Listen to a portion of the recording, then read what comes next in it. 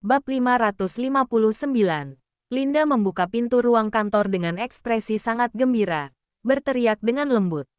Daniel, tapi, saat melihat ada 3 anak yang menelungkup di atas tubuh Daniel, dia tercengang. Ini. Apa yang terjadi, Papi? Siapakah kakak cantik ini? Saat melihat Linda, mata Charles berbinar. Apa sekretaris Papi? Jangan asal bicara. Carlos menegur dengan pelan. Lalu bertanya pada Daniel. Papi, apa perlu kami keluar sebentar? Tidak perlu. Daniel merangkul Carlos dan Charles di masing-masing tangan.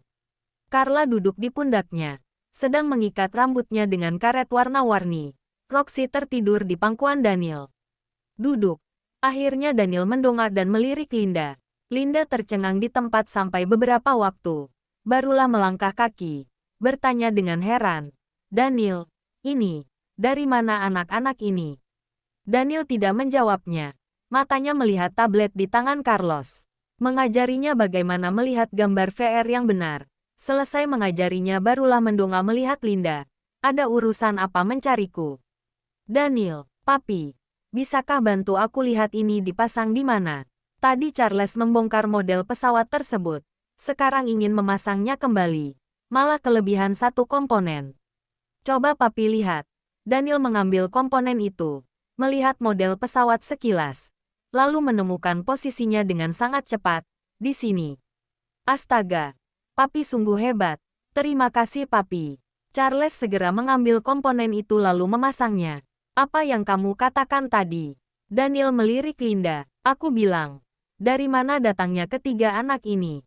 Linda sedikit panik juga sedikit emosional. Kenapa mereka memanggilmu Papi? Apa yang terjadi? Karena Papi. Memang Papi kami. Carla memoncongkan mulut kecilnya, berkata dengan manja. Bibi, kenapa Bibi tidak tahu hal yang begitu gampang? Diam. Linda berteriak begitu marah. Carla ketakutan sampai bergidik, lalu menekan mulut kecilnya, berteriak wah dan menangis. Carlos dan Charles juga terkejut, masih tercengang dan belum kembali ke akal sehatnya. Saat mendengar suara tangisan Carla, keduanya segera menghiburnya. Carla, jangan takut. Daniel mengerutkan kening dengan erat. Raut wajahnya muram dalam sekejap. Dia menurunkan Carla dari pundaknya, berkata pada ketiga perawat, bahwa mereka main ke ruang istirahat sebelah. Baik, ketiga perawat segera maju dan membawa ketiga bocah pergi. Wanita jahat, wanita jahat. Roxy mengepakkan sayap dan berteriak pada Linda. Kamu. Linda sangat emosi dan hendak marah. Roxy sudah terbang pergi, mengejar ketiga bocah. Daniel. Linda baru saja mau bermanja-manja pada Daniel. Malah melihat ekspresi Daniel sangat muram, sangat jelek. Dia sedikit takut, bertanya dengan hati-hati. Kamu tidak mungkin marah, kan? Apa anak-anak itu benar-benar anakku? Daniel bersandar di sofa dengan arogan, menyilangkan kedua kakinya. Mengumumkan dengan serius, aku ayah kandung mereka. Apa? Linda terkejut sampai membelalakkan mata. Ekspresinya penuh dengan ketidakpercayaan. Daniel malas mengulanginya. Mengangkat gelas anggur. Minum dengan elegan. Beberapa saat kemudian, barulah Linda kembali ke akal sehatnya. Dan tersenyum kaku. Kapan terjadinya? Aku tidak tahu. Daniel tetap tidak bicara. Saat melihat ekspresinya Linda sedikit panik. Mengalah lagi dengan berkata, tidak apa-apa. Anak di luar nikah itu hal yang wajar dalam keluarga konglomerat. Ini tidak akan mempengaruhi kita. Aku rasa kamu salah paham. Daniel menyelanya berkata dengan dingin dan tidak berperasaan. Mereka bukan anak di luar nikah, melainkan penerus keluarga yang sah. Penerus. Ekspresi Linda berubah dalam sekejap. Bukankah ini keterlaluan? Kalau begitu bagaimana dengan anak kita? Kita tidak akan punya anak. Daniel tidak ingin berurusan dengannya sedikit pun. Karena aku tidak akan menikah denganmu. Bab 560. Apa kamu bilang? Linda tercengang seakan tidak berani mempercayai telinganya sendiri. Kita sudah menyebarkan undangan pertunangan. Pesta pertunangan sudah disiapkan. Dan kamu tiba-tiba bilang. Ingatanmu begitu buruk. Daniel sangat dingin. Dari awal aku tidak menginginkan pertunangan ini. Kamu dan kakek yang terus memaksaku. Undangan pertunangan itu Pihak kalian sendiri yang menyebarkannya. Tidak ada hubungannya denganku. Kamu. Linda marah hingga wajahnya memucat. Ia tidak dapat berkata-kata. Kenapa kamu memperlakukanku seperti ini? Apa karena dia bajingan itu? Jika kamu sekali lagi berkata sembarangan, aku tidak akan sungkan untuk memukulmu. Mata Daniel dipenuhi dengan aura dingin dan kejam. Niat membunuhnya muncul. Linda hampir meledak. Ia memaksakan diri untuk menahan emosinya. Ia mengalah demi mencapai keinginan. Aku bisa menerima ketiga anak ini. Asalkan aku bisa menikah denganmu. Apapun permintaanmu akan aku turuti. Meskipun kamu menerima mereka, mereka juga tidak akan mau menerimamu. Daniel sedikit tidak sabar. Mereka punya ibu. Jika aku harus menikah, aku akan menikah dengan ibu mereka. Linda tercengang. Butuh beberapa saat baginya untuk sadar kembali. Apa maksudmu? Siapa ibu mereka? Ia mengira ketiga anak ini adalah benih yang tidak sengaja Daniel tinggalkan saat ia berkeliaran bebas di luar. Ibu dari ketiga anak ini antara sudah mati atau sudah pergi. Atau kalaupun masih hidup, wanita ini tidak akan menarik perhatian Daniel.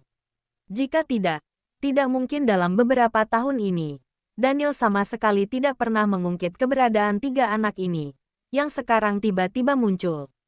Karena itu, dia mengaku bersedia menerima ketiga anak ini. Namun, ketika Daniel berkata hendak menikahi ibu dari ketiga anak ini, ia terkejut. Dalam sekejap ia menyadari. Sejak awal Daniel sudah menyukai wanita itu. Tidak hanya punya anak dengannya, ia juga berencana untuk menikahinya. Kamu tidak perlu tahu tentang ini. Daniel berkata terus terang. Sebenarnya sejak awal kami tidak pernah menjalin hubungan secara resmi. Mengenai kerjasama kita, keluargamu yang akan mendapatkan banyak keuntungan. Kamu tidak akan punya kerugian sedikit pun. Kita bertemu dengan baik-baik. Berpisah juga dengan baik-baik.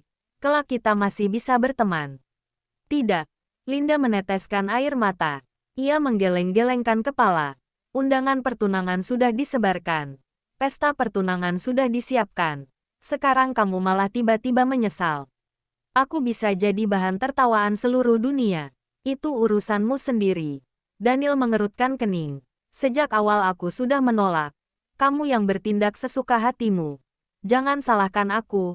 Orang dewasa harus bertanggung jawab atas tindakan sembrono yang telah dia perbuat sendiri.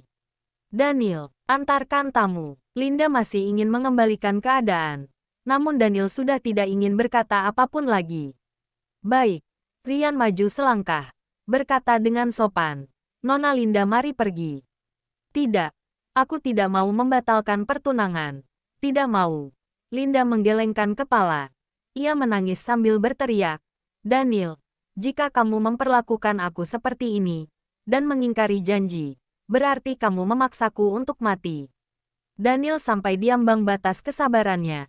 Ia berteriak marah ke Rian, bahwa dia pergi. Baik. Rian menjadi panik.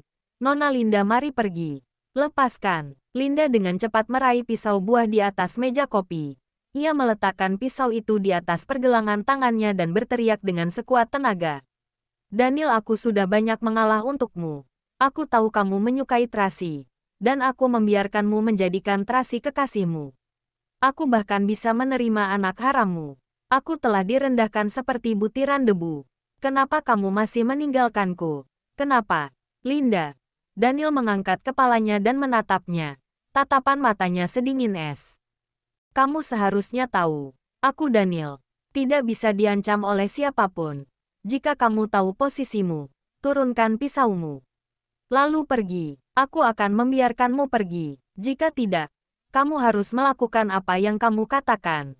Lakukan sekarang juga. Matilah. Biar aku lihat. Kamu. Linda marah hingga seluruh tubuhnya gemetar. Kamu pikir aku tidak berani? Jika aku mau di sini, aku ingin lihat bagaimana kamu menghadapi kakekmu. Bagaimana kamu menghadapi keluargaku. Jangan lupa like, komen, and subscribe ya. Terima kasih. Tunggu terus kelanjutannya.